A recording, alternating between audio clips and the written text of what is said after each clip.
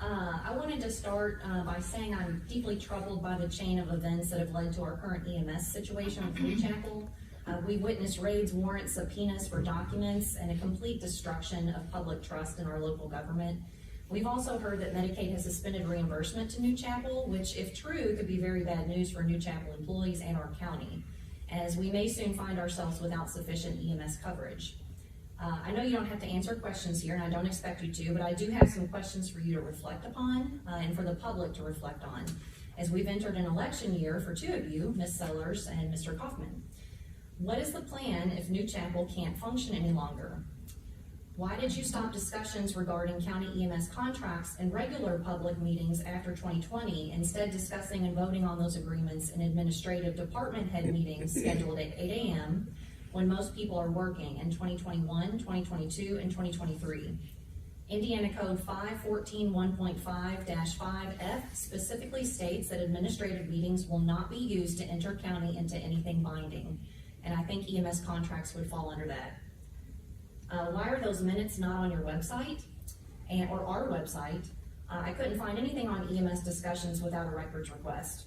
Did any of you ever speak with the 911 board or EMS subcommittee to verify Dr. Yazel's statements from his recommendation letters that these boards discussed and unanimously approved New Chapel as the preferred EMS provider? I have reason to believe that no such discussions or recommendations ever took place by those boards. I have pending records requests with the Health Department, but what will the repercussions be if you find out that Dr. Yazel lied to all of us about those details? In 2020, there was a short, as Jack Kaufman stated, abbreviated agreement with New Chapel in order to get implemented quickly during COVID. That was a one-year contract, but Jack, you presented it as a 3-month contract to the council when you requested funding. So I just wonder if that was a mistake, or when those mistakes happen, how were they addressed with the council and the public? And why did you all never require a full-length contract or agreement outlining more details of the terms and conditions? In 2020, the agreement referenced the public safety plan and EMS requirements for Clark County, Ordinance 2-2014. The ordinance requires annual audited financial statements from New Chapel, the number of calls, response times, etc. Were they ever received? Did you all inquire about them? And to the three of you, I realize Jamie Knoll donated to your political campaigns, but aside from that, did any of you receive anything from Jamie Knoll or New Chapel EMS in the past 4 years that would be considered out of the ordinary? Vehicles, electronics, payments, trips? If so, have you reported those to the Indiana State Police investigators? Moving forward, I demand more accountability, oversight, and transparency in this executive branch of Clark County. I further demand that you find a way to record or stream all meetings outside of executive sessions. I'm demonstrating that I have 2 options of recording them for free. One's an iPhone and one's a GoPro. I think you all can easily do that, and I'd be happy to show you how to upload those to YouTube. Thank you. I wanted to follow up. I'm sure you all are aware that Floyd County commissioners voted to reject the RFP for New Chapel last night. And they are highly considering, well, some people are highly considering fire-based EMS. And I'm sure that you all are aware that I've been collecting a lot of information from our EMS subcommittee, trying to validate what Dr. Yazel has written for the past several years as far as unanimous recommendation for New Chapel here in Clark County. I understand that his letters state that there was a unanimous recommendation, but I have not been able to verify that information. I've talked to 2 people on the EMS subcommittee. I do not want to say their names because they haven't given me permission to do so, but they say that there were no contracts ever discussed. So one thing is, I think that we should have an official EMS subcommittee, and I think that Dr. Yazel is in support of that as well as far as the documentation. So I'm just wondering if you all have heard any more about the EMS subcommittee becoming an official committee to where they can more directly voice their recommendations to you all instead of it going through somebody like Dr. Yazel. Have you all heard anything about that? I've not heard anything official. I've heard they discussed it, but not anything official, no. Okay, well, I think it would be a great idea for us to have an EMS committee here in Clark County, just like Floyd, because there are some very, very talented and tenured people on that committee. Furthermore, in digging through all these records, I just can't understand why we ever entered into contract with New Chapel. They never met the response times, and this is not my opinion. This is data that I have dug through 300 pages coming from the Health Department saying that the response times have always been 10 minutes or longer. So we didn't even meet the safety plan of the Clark County Safety Plan 2014 for New Chapel to even meet the requirements of the original RFP. And there was a financial requirement. They were supposed to turn in financial documentation. Obviously, we know now that New Chapel cannot possibly turn in any financial documentation. There's nothing on record, and we know that their financials are a complete disaster. So not only should they have never even qualified for the RFP to be able to get a contract for 3 years, they are in total breach of their contract, in my opinion. I mean, I'm sure Scott could weigh in on that. But if they're currently not meeting response times, which Dr. Yazel has filed a complaint as of January of this year, letting them know that they have not met response times, and they cannot produce financial documents, why are we not having conversations like they are in Floyd County? Like, why are we not meeting with the EMS people? Why are we not, Scott, you responded to my email that there is a contingency plan in place, but what is the contingency plan? I just don't understand why we're not having more conversations. Like, why are we not calling emergency meetings? Why are we not getting a plan in place? There's nothing being discussed with the people. So what is the contingency plan? Well, the reason I'm here is that I'm very concerned about the EMS status in Clark County. I don't know if you all are following what's going on in Floyd, and it was time for RFPs in Floyd anyway. New Chapel's contract was running up, so I know we're in a different position because we are under contract with New Chapel.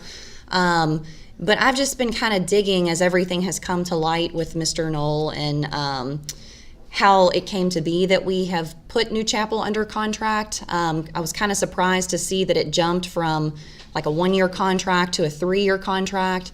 And so I've, as you know, have requested tons of records. I've requested records from commissioners as far as looking at the contracts. I've requested response times from the EMS subcommittee, from the 911 board, request records from this board, looked through your minutes. I'm just confused about how New Chapel ever came to get a contract. Obviously, now that things have come to light, excuse me, the response times have never really met the safety plan, the 2014 Clark County Safety Plan, which says that the response times need to be within 8 minutes, 85% of the time or something. So even up to when you all approved this most recent contract in April, the response times were above 10 minutes. So I'm kind of shocked to see that you all maybe recommended or oversaw. What I'm told is that this is the oversight of EMS. That Dr. Yazel, you work with the EMS subcommittee, that you work with the 911 board, and then those recommendations come from that unofficial board, and then they go to the commissioners, and then the commissioners sign the contracts, okay, and then the council approves the funding.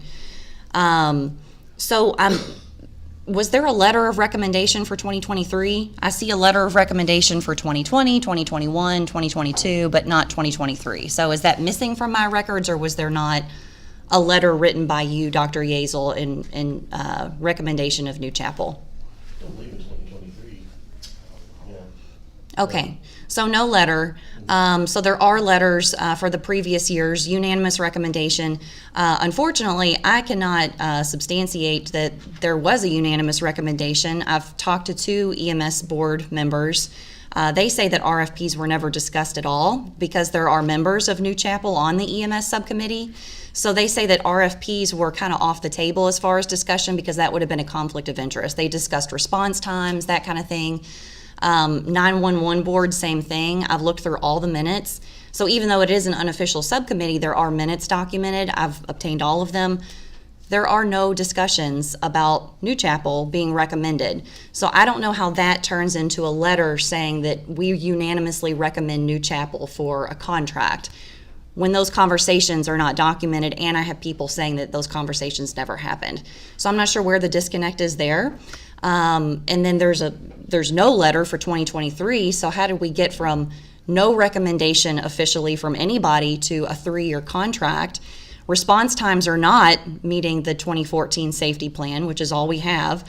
No financial documentation has been turned in because, as we know now, they can't possibly turn in financial documentation because their finances are a disaster. That's why they couldn't meet the RFP in Floyd County. They can't produce financial documents because we're talking about a bunch of stolen money. So they have no audited financials. So I'm not sure how, and I understand the history, like, lesser of two evils. AMR was not performing well. New Chapel was performing better, but both were not really meeting the response times, is the history that I've obtained from the documentation. So I do understand that New Chapel looked better than AMR, but that doesn't warrant a 3-year contract. So, and also talking to the subcommittee people for EMS, they've been, I think, in favor of another solution outside of private contract, which is maybe a county-wide EMS or fire-based or whatever else might not be private. So those I don't know, are making it to the commissioners, the people who are overseeing contracts. I don't know if those voices are being heard or if we're just jumping to signing these contracts. So I don't like how everything has happened. And if this is the oversight of EMS and you all are missing members, and I don't even see discussion in your prior meeting minutes on EMS, I see that it's an item for today, so I'm looking forward to receiving an update. But are we in trouble with EMS? I mean, it seems like New Chapel could be shut down at any moment. I think Medicaid's looking into them. If Medicaid shuts down New Chapel reimbursement, they're in big trouble. They just lost a huge account in Floyd County. So does this county need to be worried about our EMS? And the other thing I want to say is I am completely shocked to see Mr. Stewart here as the attorney. You are Mr. Knoll's defense attorney. Is that correct? You're one of Mr. Knoll's defense attorneys. That's right. So the oversight attorney is Mr. Knoll's defense attorney. You just turned in an expensive suit that you received from Mr. Knoll as a gift to ISP. So I'm not trying to hash everything out, but this oversight is totally inappropriate. Totally inappropriate. It's totally inappropriate for Mr. Stewart to sit on this board as EMS oversight, having just recently turned in an expensive suit gifted to him by Mr. Knoll. And I don't know if he was the attorney here during that time that he accepted that. I don't know what else has been accepted by him or any of you, but I'm not happy with the EMS process at all. So that's all I have to say about that. We certainly appreciate your comments, and they're taken with a great deal of seriousness here. Comments, Mr. Stewart? That's a lot. As for the recommendations, I don't represent the 911 board or any of the boards that, made any of the recommendations. I know that this board met and made a recommendation based on those recommendations. As for a letter in 2023, I think that if I recall correctly, the way it worked was that they did an RFP process, which I would just say we don't control 3-year, 2-year, 1-year terms of a contract. Mm-hmm. So what the contract says is entirely up to the Board of Commissioners. As for a 2023 letter, they did an RFC around 2022, made those recommendations, and they went into, seemed like, set like 3-month like renewals, I guess, or temporary agreements that were kind of in place. But there was not ever a basis to say like, you need to re-bid, re-RFP this contract in 2023. Nobody ever requested that of anybody here. Again, we don't control public bidding. Whether a contract is signed or not is something that's up to the Board of Commissioners. Yeah, judging from that, it was almost like your impression would be that I would do like a yearly recommendation, and we only do a recommendation for services, when asked for it and when an RFP is up. So there wouldn't necessarily be a 2023 unless there was an RFP or something along those lines. So that's why you don't see one for this calendar year.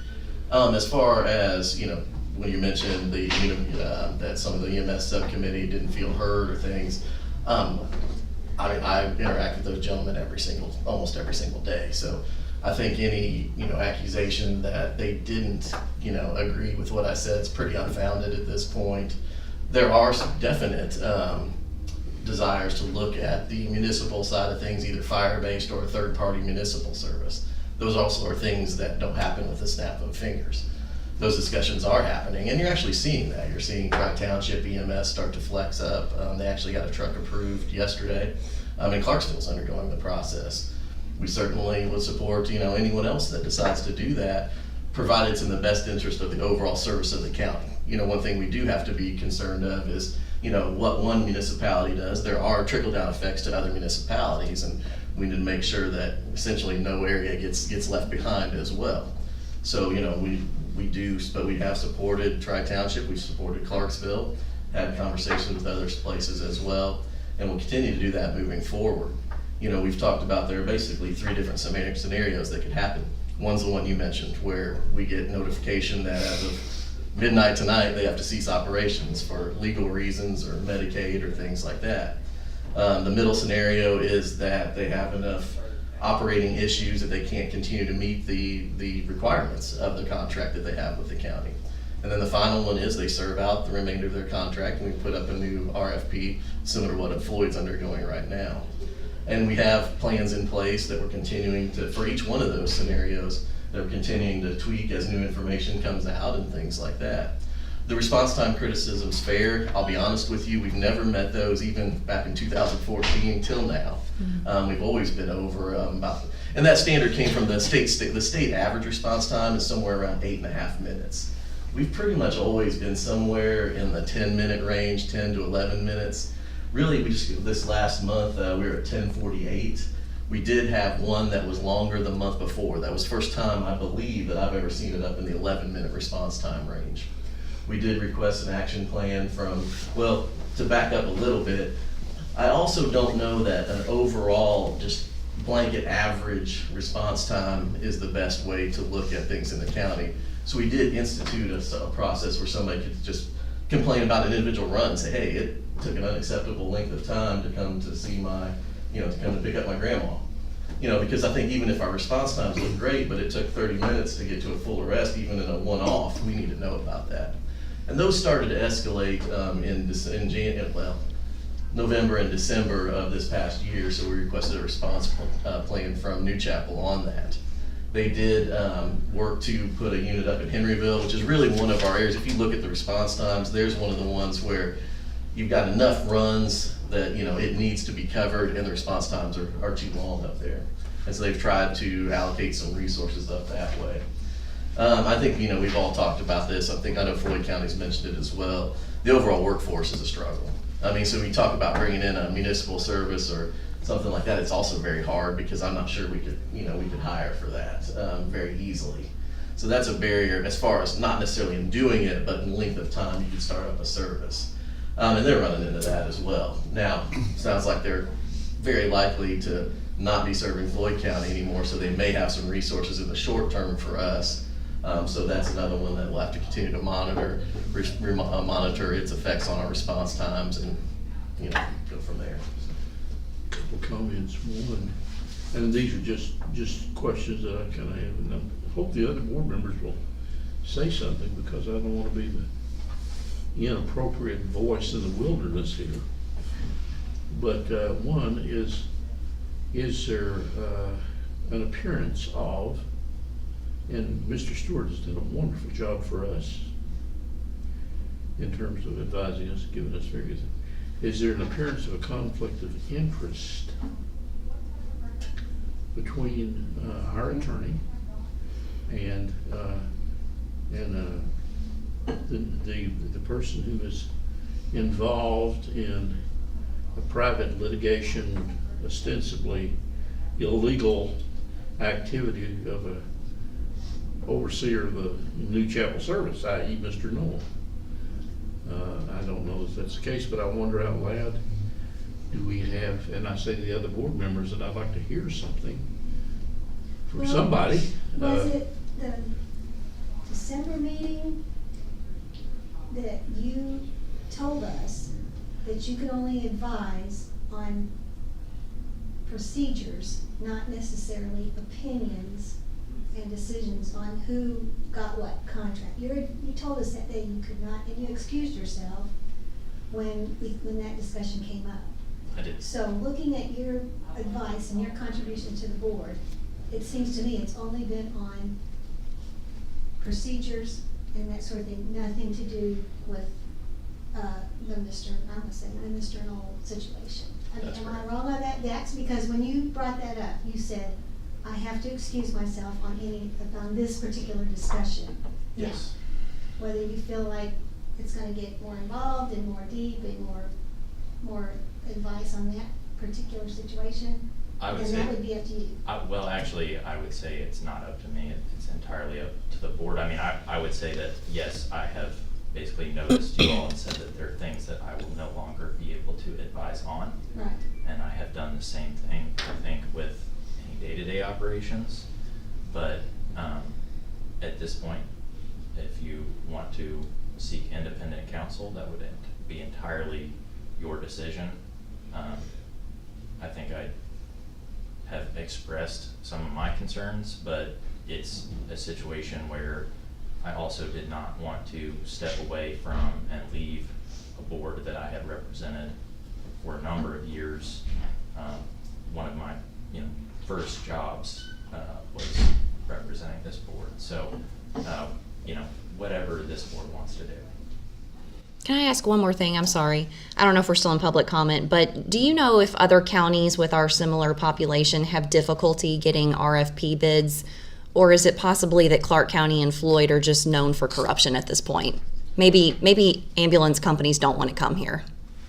The main issues, well, number one, yes, this is it's a nationwide problem. I travel all around the states, a statewide problem. One thing that hurts us more locally is that Louisville pays better. And a lot of their services are municipal, where they're in the, in different benefit packages and things like that. So, like when I work over at University of Louisville and see some of the Louisville fire-based EMS services, I know a lot of their people because they're from here and trained here and things. So I think that leaves us, there's a workforce shortage anyway, and then it's doubled down from that scenario. I won't argue with you that maybe some of those factors you mentioned also are contributing to that also, but that's one that I can't quantify, but not an unreasonable. Thank you. Can I ask a quick question? You mentioned Tri-Township. I know Amir and Dave have been working really hard to get their ambulance services on board. In discussions with them, they mentioned that there was some kind of loophole. I don't know if it's a state statute or a local ordinance or something that restricts them, if they did go online, to make transport runs. Can you speak to that? And is there something we should be doing now to kind of clear that way in case we need to resort to a fire-based EMS service? That's a great question. So when you mentioned the response time goals and things like that, those are all from the public safety plan from 2014 was the last time I think it was updated, but some of the language from that is even older in that. And one of the things that's been a barrier is there's a stipulation that you have to have some degree of 911 territory, and then I believe a minimum of 4 units to be able to run in the county. Without going down a rabbit hole, there's some very valid reasons that was in place from years ago from some of our system, but now it kind of serves as a barrier, to be honest, for that reason. Obviously for Tri-Township, there's not that's not financially viable to have 4 units to cover what they need to cover. Sure. And so one of the focuses of the EMS board that we're talking about putting together and meeting is to look at that safety plan, adjust some of that. The response times. I mean, I'll be honest, like we've set a target that we can't meet, and even when all this gets fixed, I still think it's gonna be a challenge. Clark County's a tough cover. We're 300 square miles, 120,000 people, but all 120,000 people are essentially up against the river. So getting out to some of the far reaches of the county, make an 8-minute countywide goal really, really challenging, to be honest with you. I'd love to see that. But, So what board would make the recommendation to adjust that? The EMS board would form the recommendations. We would bring it here, Commissioners. and then have take it to change the the commissioners board. after that. So. It's a Do we need to address the question or the concept of our current recommendation or status for New Chapel? Since that was a valid question that was brought up, is there anything, Eric, that we should be thinking about in that regards? And the second question is, with this fairly significant litigation of another person, at New Chapel, what do we need to consider any alternative action as a board or as a group in managing that? Because I would really hate to see, we do the right thing, but I would not want to see the board dragged into that because we did not think about anything on that regards. I think that's been a legitimate question from the outset. And what's your all's feeling? I think it's a great point, and I'll be completely transparent. Like when I go up to Indianapolis for some of the EMS meetings and stuff like that, I mean, we are not looked upon favorably. We are looked at an area that has corruption, things like that. It's not something I'm proud of, And I get asked a lot, like, why haven't we just stood up and said, you're out? Well, unfortunately, in a scenario, you have to have viable alternative options, or people can get hurt. And that's the crux of this matter. We don't have, do we have a plan if, again, we find out they have to stop operating at midnight tonight? Yeah. I've talked to and had conversations to where I'm confident that we could get the coverage we need in short term. Is that a risk to our citizens to try to enact that, right now? Yeah, I don't know that that's gonna come. Well, there's so many moving parts to be able to do that it's not an ideal situation. I think probably the best path forward is to talk about this with the EMS board, and things like that. There's a lot of sentiment out there for looking at municipal services, whether it be fire-based or just municipal in general, or even a piecemeal where you have, one municipality says, you know what, no, we don't want to do this, we want to go private, and then the other ones say, no, we'll take care of ourselves, and you have some viable mutual aid, which is something that we haven't had in the county in quite some time. We have mutual aid, but it's not as robust as I'd like. So I think, we need to first and foremost, get a plan in place so that if we do decide a transition is the way to go, that we can do a safe, smooth transition for all our citizens. Yeah, and I just think, as budget season is upon us, we need to speed forward, our thinking and figure out, if there's going to be need of more funding, we need to start thinking about that now. 100%. Doug goes to the council meetings. He knows what a struggle sometimes it is to get funding for the things that we need. So I just want to put that out there. Well, we say even, the current contract, say, is through into 2025. That sounds like a long way off, but when it's, again, if you told me, and I know EMS well, if you said, here's a blank check, you start a service, for Clark County, it would take a year to 18 months, honestly, to do it right. So 2025 sounds like a long way away, but you're exactly right. If that's something that we're gonna do, it's time to start putting some things together for that. Thank you. I'll go back to last fall, and Matt Owen was involved in that because I made a personal phone call to him during it. I'm very involved in Sellersburg. We sponsored the football stadium and stuff like that. We have a JV game. We have a player down on the 50-yard line with the bone exposed. Ambulance service wasn't immediately accessible. Tri-Township responded, right? But they had to wait for an ambulance to get there to transport. And we were at like 30-something minutes to get this young athlete to university. And that's why I'm concerned with that. Sure, so that's why I'm asking the questions I'm asking. That's a much more eloquently put way than that's why I say it'd be real hard to say no, because you're exactly right. The more services that are out there running, the better. And I'm not saying it's just a replacement. I'm saying as a backup in the interim, that ambulance could have got that child who's a minor and transported him to the hospital for emergency services.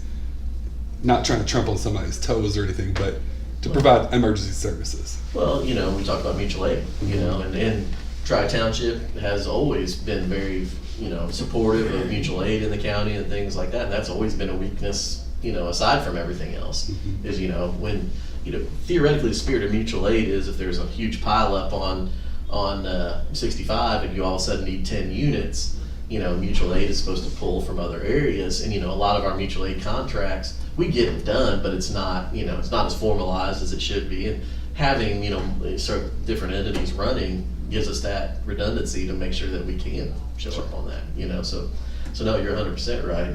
The nature of that clause sounds nefarious now, but really it had a good point 20 years ago. It was to say, okay, we're investing in EMS, another service can't come in the background and just cherry pick all the paying runs and make Clark County, have to pay a higher subsidy. That made sense at the time. So if you're going to run, you have to pitch in on 911. Sure. I think it's fair. Now in this current environment, though, it's been a huge barrier to adding services and things like that. That's why we want to adjust that. Anything else you'd like to input? No, just I think the commissioners should be kept informed because they're the ones who pointed me this way as the oversight, because they haven't heard any problems in Clark County with EMS, and I find that impossible for the commissioners to not know that there's any issues with EMS. So maybe some sort of bridge there, communication.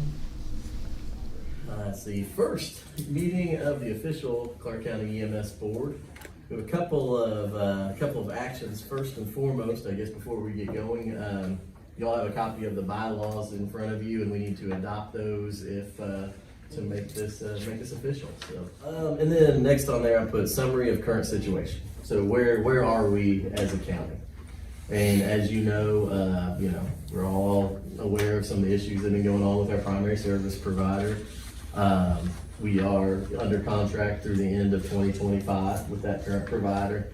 I think we've all been watching the situation in Floyd County and what's happening over there, because what's going on over there is, I think, germane to what we can expect, moving forward and things like that as well. There's not necessarily a, unique situation over there versus us and things. So I think, that's why we're all here to look at that and that side of things as well. So, when I look at that situation, I see three kind of potential outcomes. Number one is if there would be some sort of interruption in service, like all of a sudden I get a notification of, hey, there's going to have to be an interruption of operations as of in the next 48 hours or some sort of short time period. We're really put under the gun. And, I think that's something that the board should, be involved in and have thoughts on and things like that. If it's the pleasure of the board, I thought I'd kind of outline what we've talked about, as a health department, as far as an emergency action plan, and then get any input if that sounds reasonable to everybody. What we've thought of if we get a sudden interruption in operations is, number one, look at our partners who are already providing services. Reach out to New Washington, to Tri-Township, some of those with, hey, what can we do to help you operate, with the most efficiency that you can. Also, some of the surrounding county EMS services to elicit for any help they could provide. I think we have to be realistic that there's probably ability to provide a significant amount of mutual aid. Nobody's blessed with an overabundance of resources right now. But that's something we'd have to look at. And then also with some of our providers that are negotiating some of the contracts, your AmeriPros, your TransCares of the world, go to them and say, hey, we need help, we're in a bind. Can we do something short term to at least fill that gap in the county? There are some other things that we could look at, such as like a waiver where Kentucky trucks, if they're in good standing and in Kentucky, could come run in Indiana in a situation. That's something we don't have as much control of. It would be a state waiver and things like that. Obviously, I'm involved at the state level, but that would be something that I would have to, remove myself from the discussion because I have a vested interest in it. But that's those are kind of the main emergent situation, plan that we would have if something like that would happen immediately. Any thoughts on that, or other ideas, or things that we may have not considered, or anything like that? I think the issue's been thought, suggested for years. I mean, thinking back to Med-Aid in 1989, they left abruptly. Operation Life left abruptly,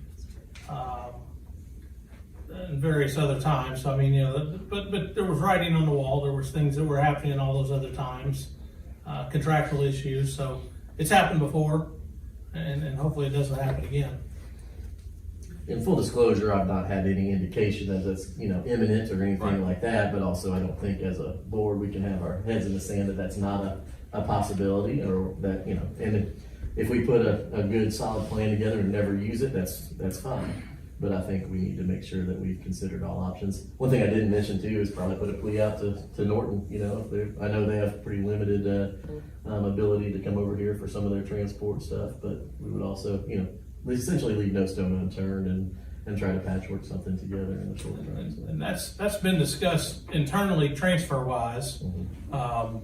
within Norton's, what if, and again, because it would affect the same patients.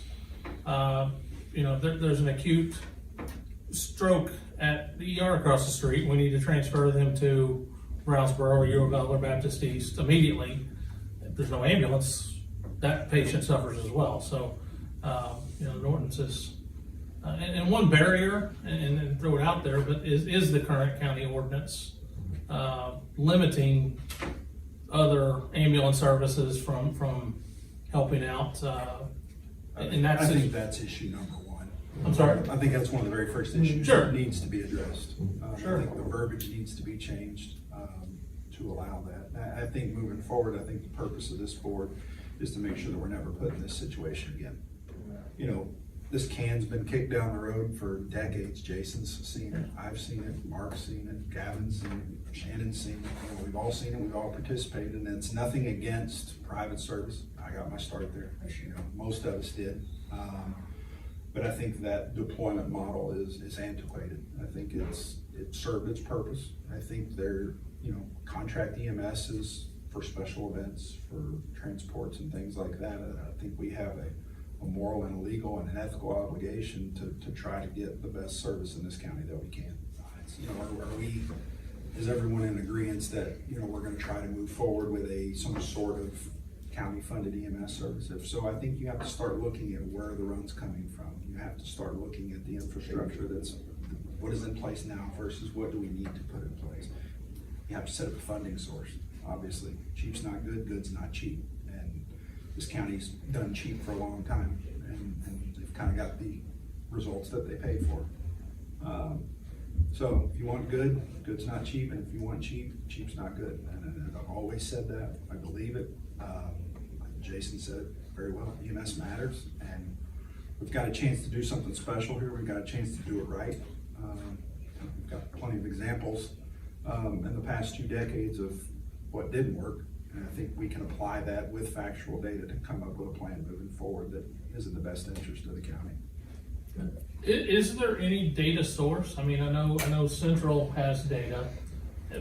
Has there been any study done in the last 10 years? Any GIS or Fitch study or anything? No specific GIS. We have basically broken down by what municipality, how many runs, response times, things like that. There's not a GIS specific map that has it, unless, I don't know, to my knowledge at least. I mean, we could do heat maps or stuff like that. We could break down data by time of day, day of week. Sure. So the data's capturable. Yeah, I mean, we can provide anything. There's a way to get access to that. Yes, absolutely. Brad's already printed some off. I mean, we know as fire chiefs what our response time is in our own area. Ours is like 23 minutes. It's the worst in the whole county. And I know that for a certain month, we had 88 EMS calls. New Washington had X amount, Troy had X amount. I mean, he can break it down as good as you could want with their system. and, our pre-talk conversation, just sitting here right before the meeting, how do you justify an ambulance in a distant area versus an extra ambulance in a more populated area? How do you ration the supply? At some point, there's gonna be a budget of something, whether it's number of ambulances or number of people, or how do you say New Washington gets an ambulance, but Borden doesn't, or Borden gets an ambulance, but New Washington doesn't? They got their own fire department, they can, how do you determine that hierarchy of response, based on the money available, the equipment available, the personnel available? Yeah, I think in fairness to current and previous providers, Clark County is a tough cover. It is. We're geographically big with 300 square miles, A lot of unincorporated 125,000 people, but almost all those are in a certain area. So balancing, you're exactly right, the high volume of runs without sacrificing, in the far reaches of the county, how do you balance that? It is a challenge, I think. But I think sometimes with better transparency, we can help shuffle that day. Like, that's the thing, is we're willing to help, I think, as a board, people to adjust their coverage in order to kind of find that happy medium there. But I think there's gotta be transparency and communication to make that happen. I think that's where sometimes we fail a little bit, is we're reshuffling the deck, and, we don't always know, who's where, providing what services, and I think greater transparency that way would help that. So what we'll do for next meeting is I'll have a breakdown of basically the response time things we do for 911 board, the run volumes, response times, things like that. Do you need anything more granular or anything than that? I mean, just a lot of the things. I think the 8-minute thing, I think in a perfect world, I think that's wonderful. Clark County being as big and spread out as it is, and the runs are unpredictable, we all know that. I don't know that 8 minutes is gonna be attainable on every single call. I've been in EMS a long time, Jason's been there a long time, and it's. Well, I think a percentage. I think you can catch the large fair. majority, but we still have a lot of volunteer departments. These guys work during the day, so they don't have the manpower sometimes to have somebody to respond. I think what's been done in the past is, like Dr. Yazel just said, we're gonna pull the new wash truck and send them somewhere else, and then Murphy's Law happens, new wash gets a 911 call, and now your responses are delayed. That has to stop. I mean. Yeah. And New Wash has been able to pull, I see those run sheets on a couple times a month, that your ambulance has saved the day, and, a couple instances, the fire situation, your ambulance wasn't available, but firefighters got child to care, New Chapel got there, took care of the child, and there's been other incidents where New Washington's ambulance, and Tri's ambulance has done equal duty. Well, and I think those are things we need to look at is, how do we sit down with these municipalities and say, how do we help you meet your potential and things like that too? And that's what I'd like to see. I've never been a huge fan of a blanket Clark County needs an 8-minute response time. I think, we don't have so many municipalities that we can't sit down municipality by municipality and set a reasonable goal. I mean, I live out in Borden. I know I'm never gonna have a 5-minute response time out there, Yeah. But what is a reasonable response time? And I think they should be able to say the same thing, like, Chief Furnish, they consistently have over 20-minute response times with not a small run volume out there. So, I think their goal should be different, as in City of Jeff should be, below that 8 minutes probably. And there's growing. And there's deployment models that will do that. I worked at a service over in Kentucky that we did that. We all had stations where we stood by, and then as trucks started to deploy and move, those assets moved around to fill holes. Yeah. And see, that's been the problem here is with the contracted servers, we've said we're supposed to have 5 squads or 6 squads in Clark County, but there's never been any holding them to the fire, and there's not been any designated areas that they're supposed to be at, so Central never knows where the squads are. Correct. At any given time, and how many of them are available. And if you remember, that's why rural metro, part of the reason that they were ran out was because they weren't willing to share their GPS positions, and we're right back into square one right now with people not sharing GPS positions. Well, I think we're all reasonable on this board, right? If somebody has a long response time, you pull it up and there's 6 units on a pile up on 65, okay, Right. get it. But if, it's like, we don't know where anything is. If it's just a standard day, I mean, it shouldn't be common practice to run out of ambulances. Let's just be realistic. And I think what's always been done is you were kind of serving 2 masters. You're doing 911, but you're also doing those convalescent transports. And whether, if you decided to contract the 911 EMS in this county, it should be specifically for that. It should never, you can't stop, the population's aging, so there's a lot more dialysis runs, there's a lot more, transfers, discharges out of the hospital. If you're contracted to do 911, that's what you're gonna do. Or if you build a municipal service, that's what you're gonna do. And we're not gonna mix and match the two because you're overstretching your resources.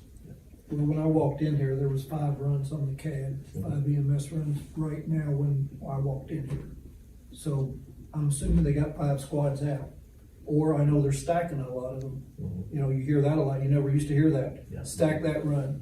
or they're dispatching to a mental subject somewhere, then another run comes and we'll stack the mental run, we're going to this one, you know, I mean, they're just shuffling the cards. Yeah. And Central can't keep up with it, cause 1 minute squad 6 is going here, and next thing you know, it's squad 12 going there. And Central's always trying to figure out, to try to keep same presentation on his card to figure out what's going on.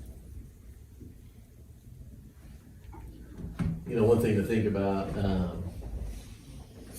I don't know if we can we do the public safety plan to where it's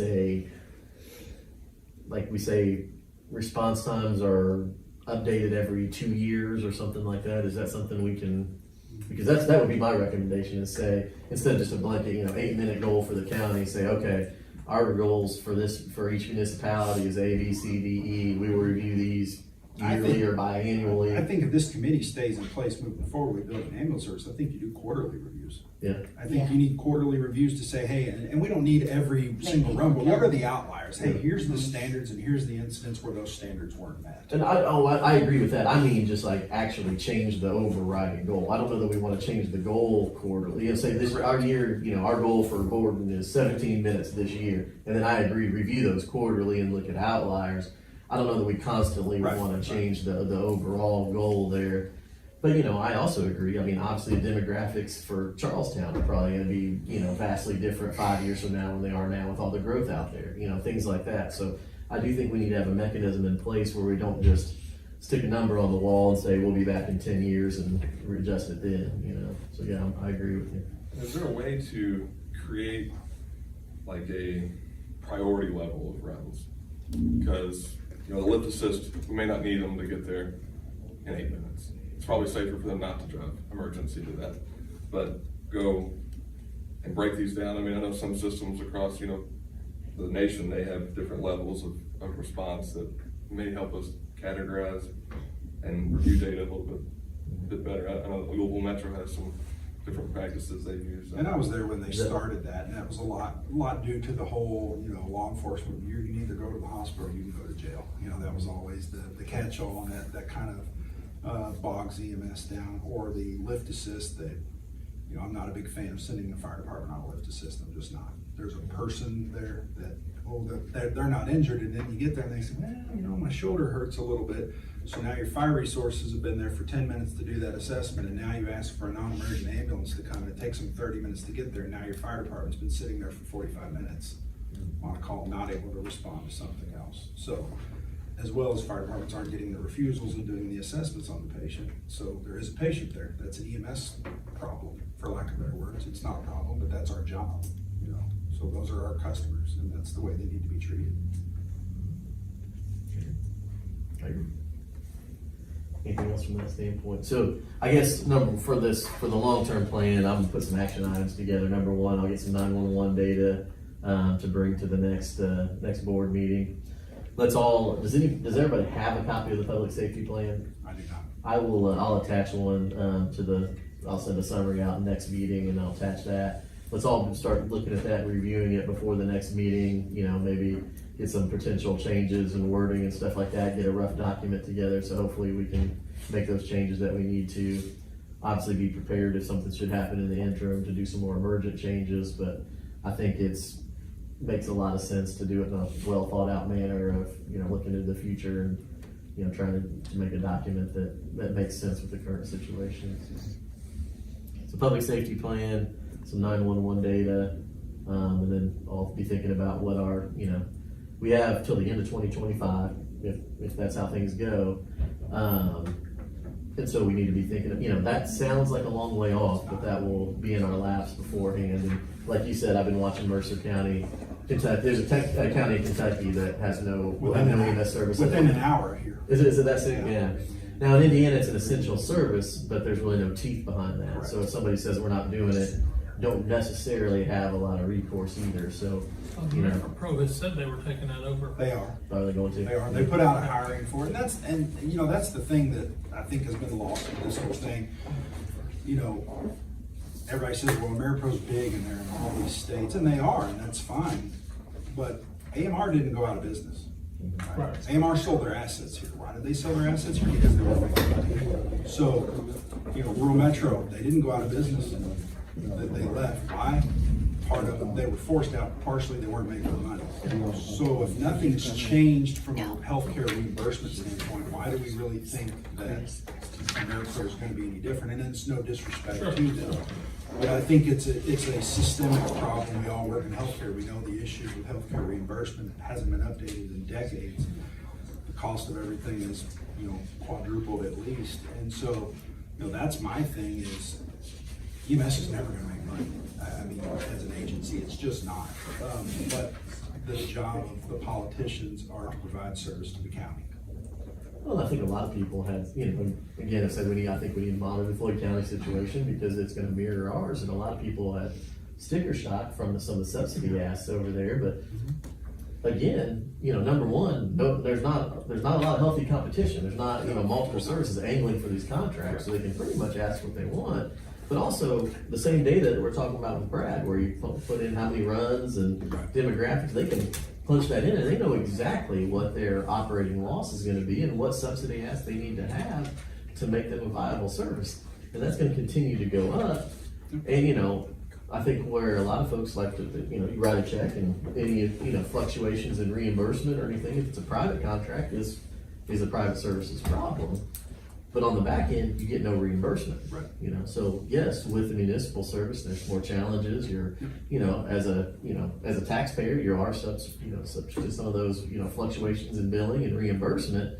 But you also have say in, hey, if we notice that runtime's too long out in Borden, we can say, hey, you need to put a truck out there and have direct control over it.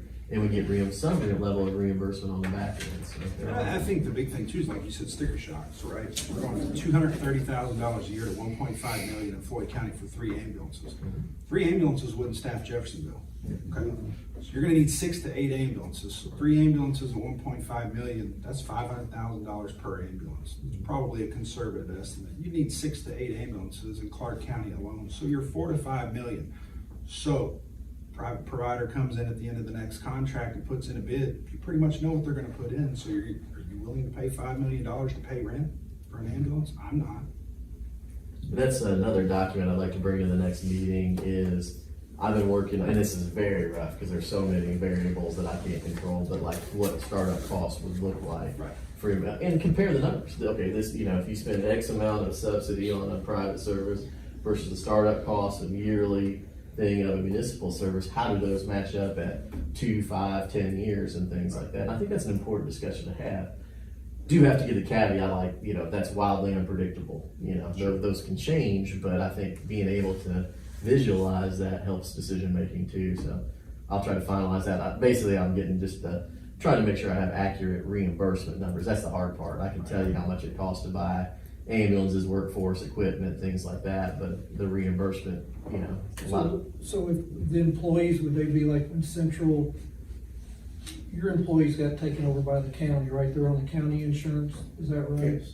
So would then the county, if it was a county EMS based service, then they wouldn't be on their own entity. They would, to save money, they would be in like a pool with the county workers. I think that was a big deal there as far as paying, why are they getting, you got this group getting paid this amount, and, you get into the whole ball of wax. Yeah, you get into the whole benefits package, you get into salary, you're gonna have to be competitive with across the river salary to recruit good employees because the candidate pool is what it is. And if you wanna be competitive, you're gonna have to. One element that needs to be considered, and Amir may have more current data, but my understanding of build time on an ambulance today is about 2.5 to 3 years. About 15 to 18 months unless you're getting like a remount. So I mean, it's. So am I correct on that, 3 years-ish? $400,000. Yeah. Yeah, 400, but regardless of money, the time is about 2.5 to 3 years. Yeah. So we have less than 2 years. So if we were to instantly to say we want a new ambulance service. And that's where you get into the short term, midterm, long term goals. Yeah. And Floyd County's kind of looking at that now. Yeah. And I think that's one thing to consider when, we're talking about New Washington, Tri-Township, I know Clarksville's had some discussions, is that, do we say, okay, each municipality says, what do we want to do as a municipality for a service provision? And if they say, no, if someplace says we want to do our own municipality, more power to you. If you say, we'd like to, we don't have any design on that, we'd like to be part of a county system, or what's the, or a private contract for these areas, or whatever they wanna do. I think that's important, because I do think, at the municipal level, they should have some say in that matter too, so. But that's gonna be a whole lot of thinking, so if New Orleans says, hey, we'd like to do our own thing, but we'd like to have a paramedic, cause we're in one of the most farthest outlying areas with Monroe, how does he get money from the county to pay for that? Because his tax base isn't gonna be able to pay for that, just like Monroe, just like Borden and stuff. So, Jeff is adamant that they don't want no part of it, so I don't know, when you get fractured areas trying to do different things, I don't know how the money gets distributed. Jeff and Clarksville's gonna have to help pay for a paramedic in New Orleans or Monroe, because neither one of them communities could justify a tax. And then how would you tax Monroe a certain percentage, and then Jeff, since there's more population, their tax would be less? You know what I'm saying? I mean, you're getting into a whole. Yeah. So, yeah. No, you're right, and I think, you gotta come up with a way to fund it. I mean, that's ultimately what it comes down to. Nobody wants to talk about taxes and tax increase. Is lit an option? And then if you bill their insurance, and then, hey, you're a citizen of this county, we send your insurance bill, and if you're a citizen of this county, we're gonna write the rest of it off. I think nobody wants to vote for tax increases and et cetera, but, there's one of your ways that you sell this, is say, hey, we're gonna build this service, we're gonna do it the right way. If you live in the county, we're gonna bill your insurance, and whatever's left over, you're not gonna get a bill for that. Well, I think first, equitable funding, funding is one thing, and then equitable funding is the second part, because you're exactly right. There's gonna be some saying, well, why am I paying taxes here when I see my truck out in Otisco all the time, or something like that, so those are things, again, we don't have to solve all these problems today, but I think these are things we need to be chewing on as a group.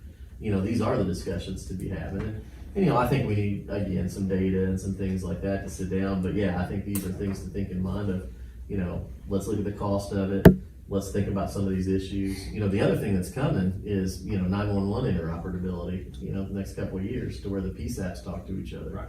So, you're gonna have, you might get somebody saying, hey, I need you over in Hanover, we want somebody in Otisco, might have Scott County dipping down to pick them up in those scenarios. It's gonna change that dynamic a little bit as well.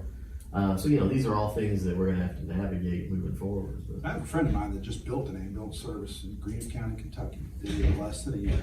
And I read an article a couple months ago where a guy he was a citizen, taxpayer, and he said, I got a $140,000 house. He said, the cost of this ambulance cost me the cost of a Netflix subscription. So, I mean, it's doable. Nobody wants to talk money and tax increase and et cetera, but when you put it in a perspective like that of the cost of a Netflix subscription. Nobody really cares until they need an ambulance and it doesn't show up, that's the thing. And Joe Public, sometimes if you're waiting for 23 minutes for an ambulance, some people just go, well, that's just what it is. Grandma died, nobody does anything about it. So unless there's lawsuits and all, it's. We're not moving furniture here. This is somebody's mom, their dad, their aunt, their uncle, their grandpa. Well, I think when I get those questions of how did we get here, that inertia is exactly how we got here. And now when, we're seeing all these problems, and we have all the, public attention, now people are like, how do we get here? Well, it's just, again, you're exactly right. Inertia, people don't really understand EMS. They just saw 911, the truck shows up, and it's that simple and easy, and it's not. Well, when the fire department shows up and they're waiting 20 minutes for the ambulance, the family has that relief because somebody showed up, right? So it kind of puts a Band-Aid on a much bigger problem. Like in our situation, like with Champions Point, a lot of those people are retired, a lot of those people moved out of Jefferson County. So they're used to calling 911 and getting a fire truck, ambulance, police there in just a matter of minutes. I mean, they like flip out, like, you guys are volunteer, the ambulance is like 15 minutes out, what are you all talking about? Like, you guys moved out here, you should have done a little homework, I guess. Right. I don't know what to tell you. We're doing the best we can do, but this is what you bought into when you bought your $400,000 home in the golf course. I waste more money than Netflix subscription. Well, it sounds like we've got plenty of action items. Like I said, I don't think the purpose of today was to get the answers to all these problems, but just to start to get the framework together what we're gonna look at to start making recommendations and things like that. So I think we've got some good things to bring to the next meeting, so. Next thing I have on the list is an update from New Chapel. If they're here, doesn't look like they're here to provide anything. I put on there fire department updates, so you guys want anything from your end or any thoughts on what we've discussed? Well, I can only speak of our agency. I'm gonna kind of make this my public portion of it. Yeah. One, our board member, chairman of our board is here. And I spoke with our board over the last couple of years and to a lot of citizens in our community, including school district, where there is a thirst and demand for our own EMS in our community. They're not happy with what they've received over the last 2 decades. And they want a professional fire service. That's the model they like. And that's the model we support. We do support the county having an EMS, countywide EMS, and we'll work in conjunction with them, just like they do in Louisville, where we'll be an integrated part of a response. And we do not mind being that integrated, meaning that if a truck from the county is out of position and we need to make a run in Clarksville, we'll do that because it is a seamless service across the county. That's how we would model ours.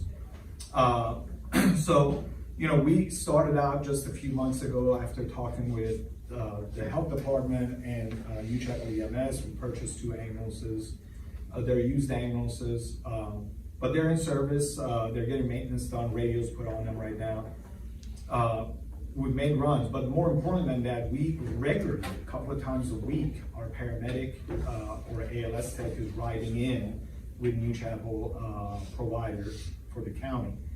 Mostly because a lot of times they may not have ALS or paramedic, or they're too far out. Our ALS is already there, so we're going with them. We've seen direct impact, positive impact outcomes of those patients. Several resuscitated cardiac arrest, or our ALS was there prior to, made a run with the flight crew. At least the flight crew contacted us and said, hey, if it wasn't because of our paramedic on the scene, the patient would have had a different kind of outcome. So those are good things. We're working on a mutual aid agreement between us and New Chapel. I've sent them a draft. I included the health department.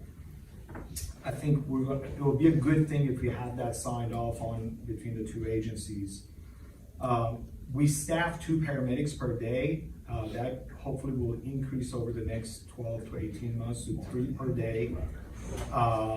And we have budgeted for that, and we're attracting people that want to be firefighter paramedics to our agency. So we're working on that to increase that staffing. Cost of EMS unit is expensive, and Floyd County has their own issues, but one thing they did do right, they stepped up and said, hey, we have a fire department that's doing stuff, let's support them. And it may sound like a small amount, but if the county here would step up and say, hey, Newash or Tri-Township, we'll buy each one of you a brand new ambulance, that would be a very good start. We are already spending dollars doing this. County's getting a free service out of it.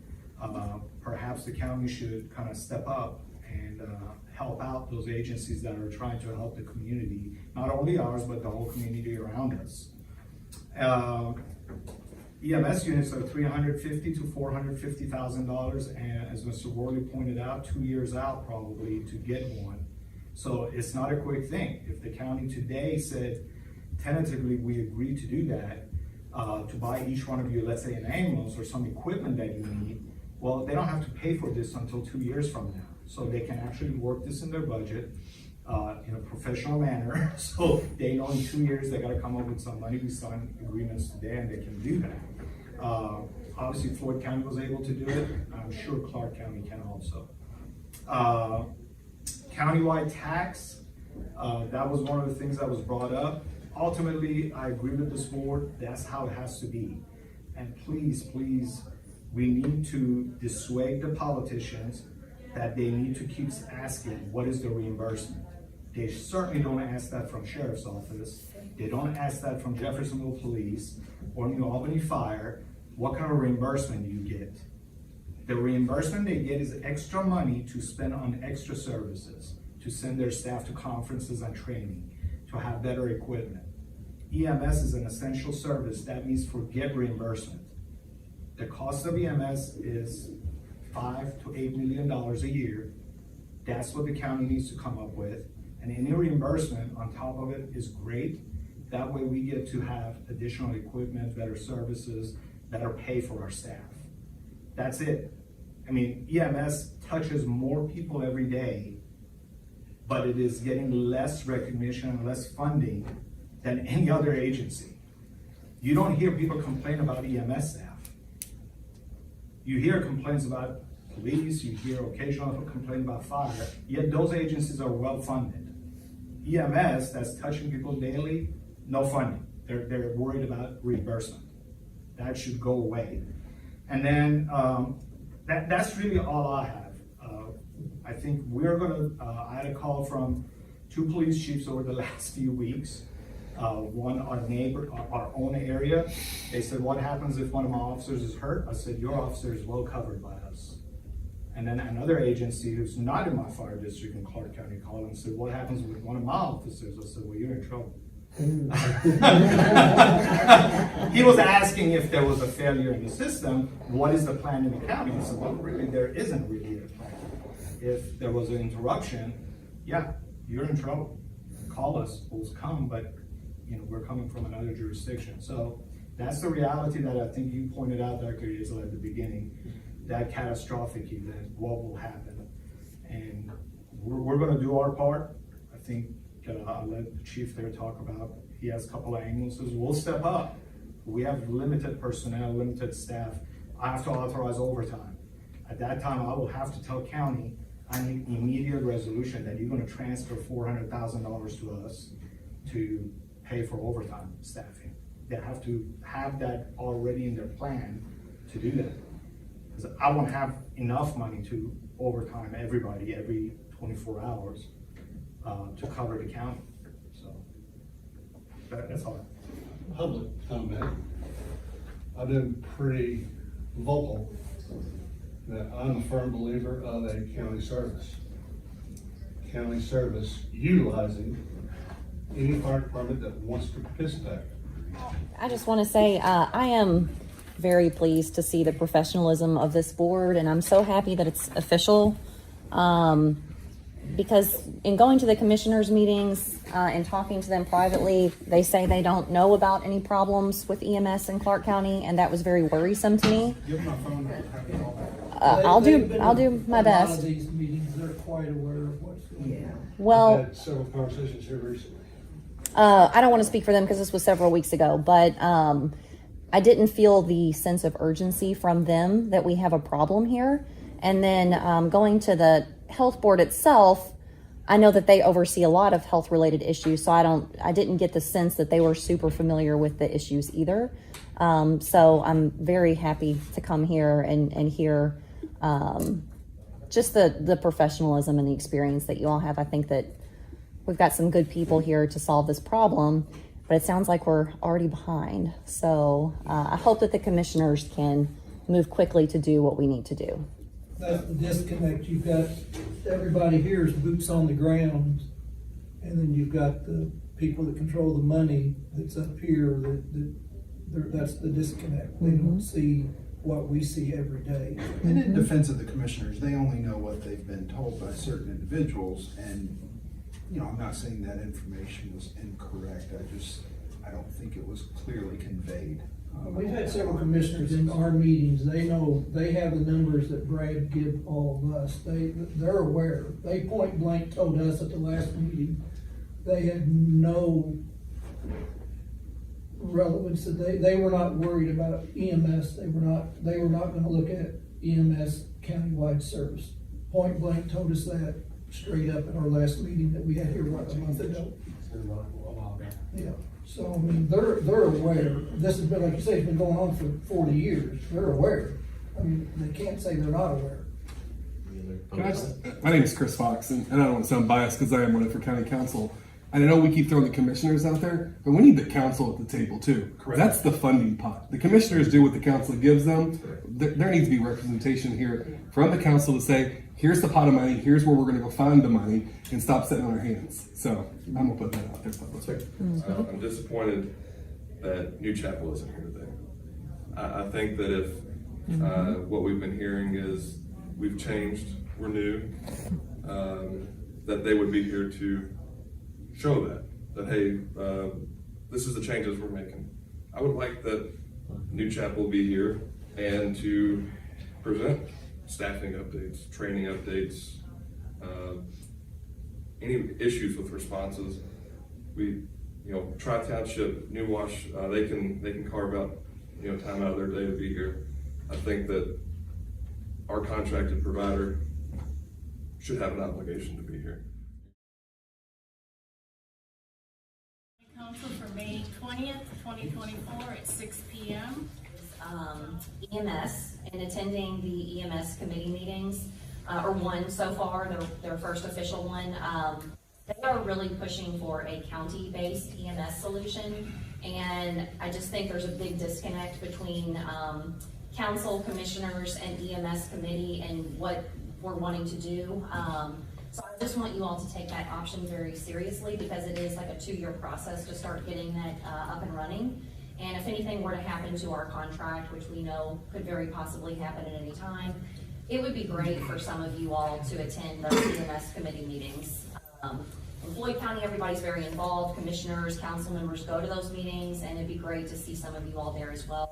There is one tomorrow at the 911 operation building at 1 o'clock. That's it. Thank you.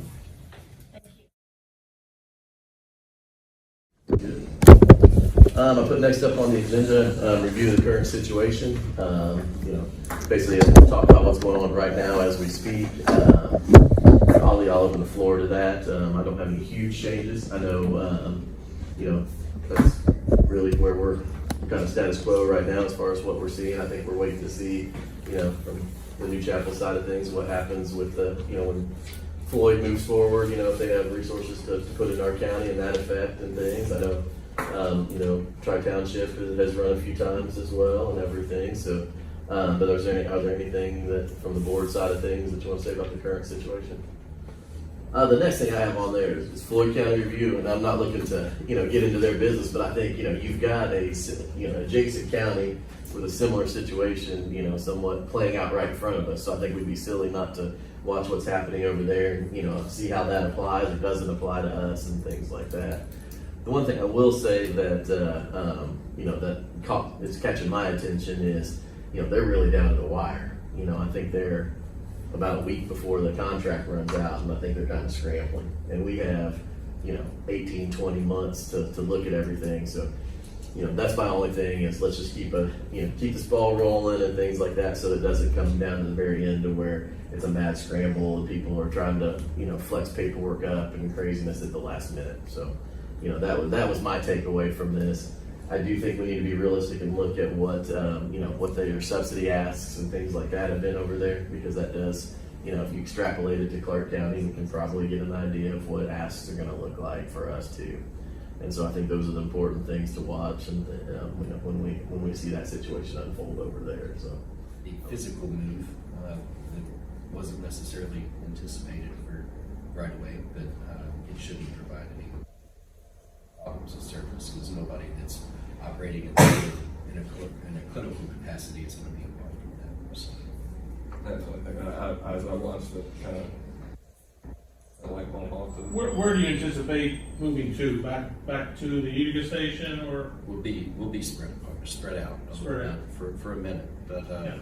we do have new Clarksville location. We meet with the town of Clarksville tomorrow. Just to wrap that up, the new Clarksville location will go live June 1st. We also have another location in Sellersburg that is kind of in the back of our mind. If something like this were to happen, we anticipate that should be able to be operational June 1st also. So. Well, and I mentioned this before, as we're looking at what we want to do as a county, watching over there, that we do need to make sure as we're spitballing ideas and things that we do take into account the fiscal component of things. Because, you know, I think it's easy for us to say, this is what we want to do, this is clear, but it also does need to have coinciding with it, you know, this is how we would propose to pay for any solutions or anything like Well, that. I think you're talking about extrapolating money, you know, like you said, 3 ambulances, 1.5, 1 to 1.5. We're looking probably 6 to 8 for Clark County. At that current rate, you're probably looking $4 million a year. For the next 3-year contract, what happens to the cost after that 3 years? So now we're up to 5-6 million. So you're paying north of $10 million for a 3-year contract. You know, you can build one for cheaper and make it self-sufficient for cheaper. So, you know, I'm not opposed to looking at all options, but I think I agree. I think we need to get some business brains involved that look at the financials, to look at the long-term cost to the taxpayers.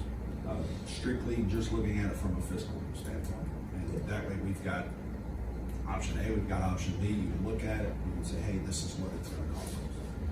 Well, I think that's one thing I've been a little remiss. I mean, we talk, you know, philosophy and everything, and loop in the commissioner sometimes on these philosophical talks, but, you know, don't always loop in the council like I should, because again, they are the fiscal side of that, and so I probably, you know, need to loop them in and have some discussions too, just to see what, you know, what kind of options are available there. You know? Because even no matter what we look at, it's going to be a pretty salty investment, whether it's a, you know, subsidy or a municipal service or what. It's going to be a lot of money.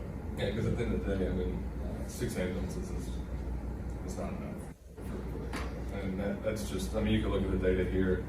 I mean, especially this hour by hour breakdown.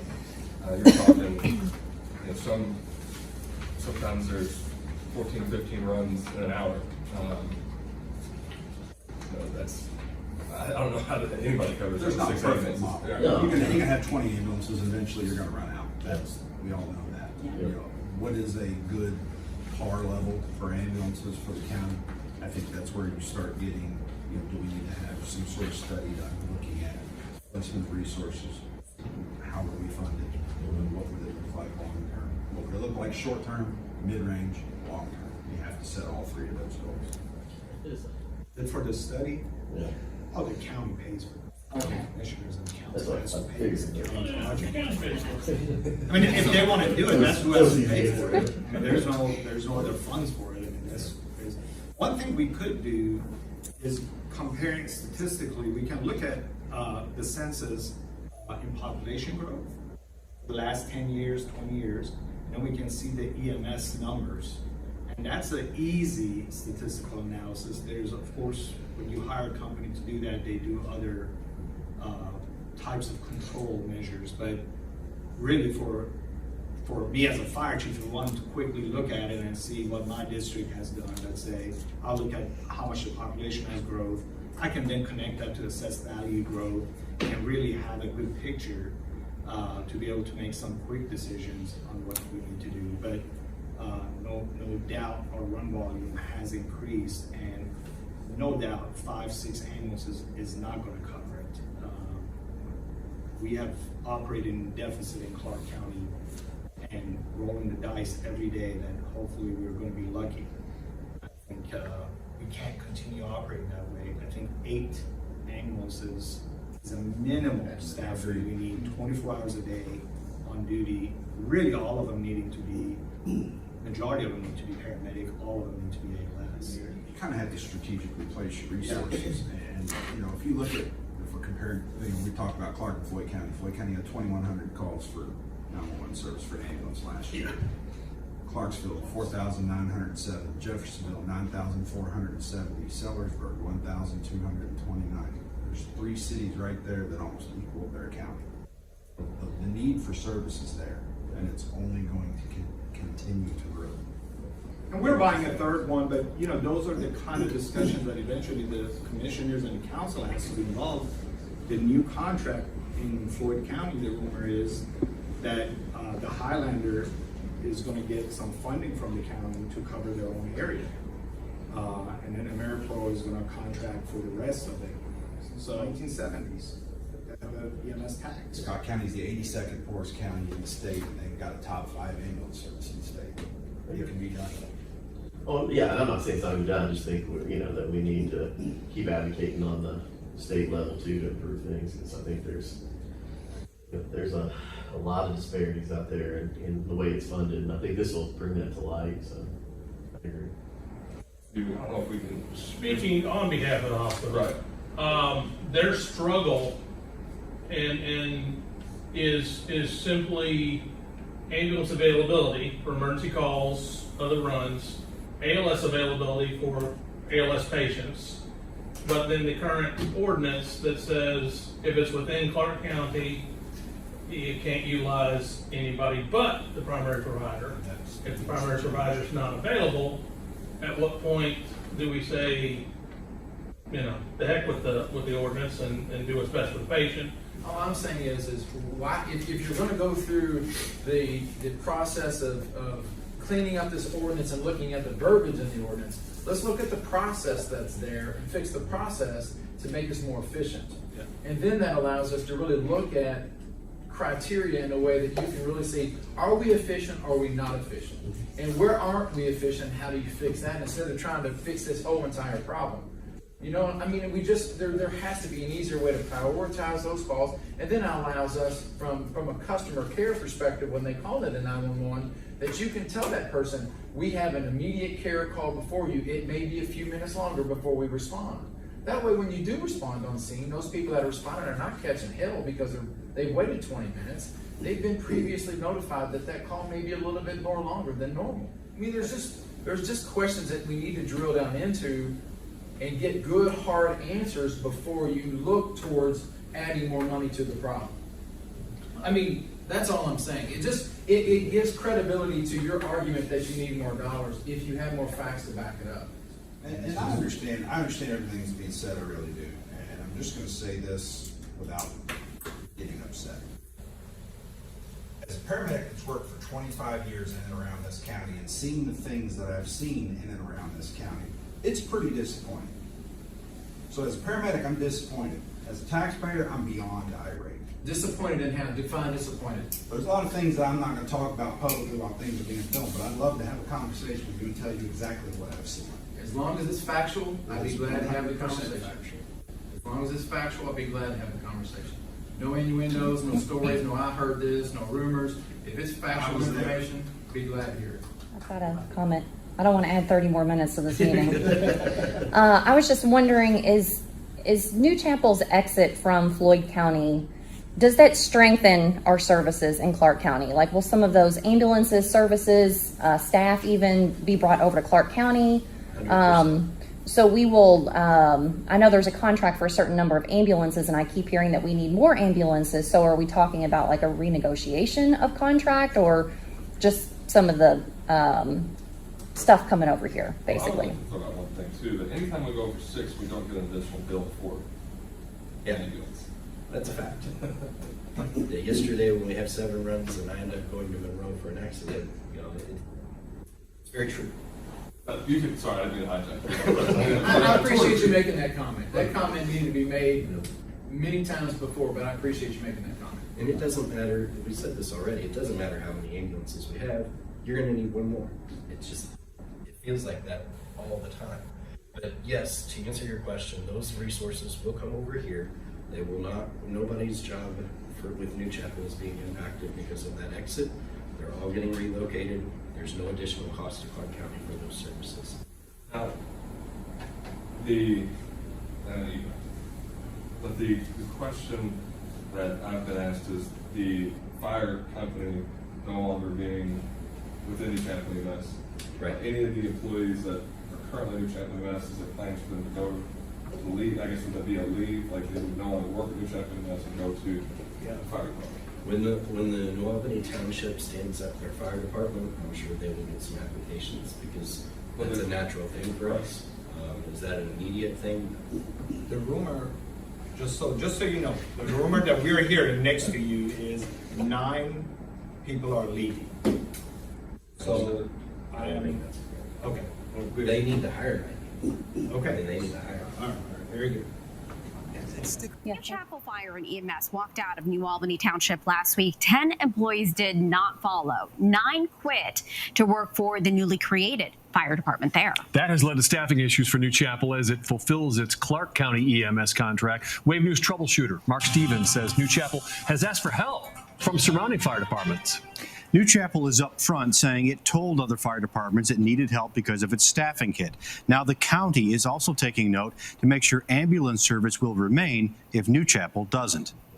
We are much better staffed with paramedics for our area than the county is for the whole county. Tri-Township Fire Chief Amir Musavi says his ambulances have transported 11 patients since New Chapel reached out for help 6 days ago. The staff is happy to serve, but he says they can't do this forever. There's no funding from the county government to prop us up more to say, hey, you're more capable apparently of having more paramedics just because the way we're structured. A New Chapel spokesperson says they plan to fold in their New Albany Township staff into the Clark County operations after losing that contract and Floyd County's ambulance contract at the end of May. But 10 employees quit in 6 hours. New Chapel has since stabilized its staffing, and the spokesperson says it is financially strong. I'm not intimately aware of their finances, but I want to make sure that we don't have our head in the sand as far as what's going on. So, if something would happen today, we're ready. If something happens over the next few weeks or months, we're ready. Clark County Health Officer Eric Yazel stresses if people need an ambulance in Clark County, one will show up. But the county has plans in place if New Chapel were to close up shop. He says the health department has already been revisiting its public safety plan to allow other ambulance companies to operate. Several of the sections are just not applicable to the current situation and are actually obstructive rather than protective for our citizens. And so we've been looking at revising it anyway. Yazel's letter says there was only one very long response time since June 1st. An ambulance got caught in traffic on the freeway. Mark Stevens, Wave News. Thanks, Mark. Eric Yazel from the Clark County Health Department, as you know. Just to give some background, because I know EMS has been on the forefront. I think most everybody saw the statement that we put out yesterday. We just want to make sure that we're being transparent on what's going on out there in the community. New Chapel has experienced some shortages. We're doing some things to help them. They're doing some things themselves to increase their capability to respond. And that's one thing we want to make sure we're clear at, is we want to make sure our citizens know what's going on out there, because I became concerned that people were going to make poor decisions. I think there's a perception out there that if you call 911 that someone may not show up, and that's not accurate with what's going on out in the county. So we are doing some things, both helping our local resources operate to their full capacity. Some of the things Larry mentioned as far as interfacility transfers and things to try to maybe help keep some of our trucks out there responding to 911, and then looking at adjusting the safety plan to meet the needs of our community are all things that are going on right now as we speak. We are going to increase our transparency as far as response times. We get a report monthly. We will post those on our website so that people can see the response times. And they've honestly been pretty consistent over the last several years, give or take a minute or so each direction. We actually put a little more stock in what we call jot forms, which are individual run reports, because you could have a really prolonged response time on a sick person, and the monthly times may only move a few seconds. And that's important to us to see what's going on individually, and that also allows for reporting for individual care issues. And so we can't share publicly, personal information, but we will share those jot, how many jot forms are out there and things like that too. Just again, reassure the public that there is oversight going on, and that we're working for not just short-term but long-term solutions and things like that. So that's kind of the mile-high view of what's going on out there, but I'm happy to answer anything more specific.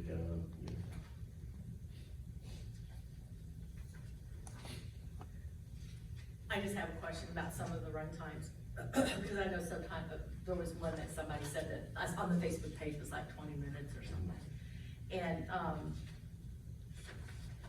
I don't know, because I don't work in the EMS business, but I don't know, they have 5 or 6 ambulances, but I know of one, they were all busy. So if someone calls in, what happens when all the ambulances are on runs? It's not like they're sitting around eating cupcakes.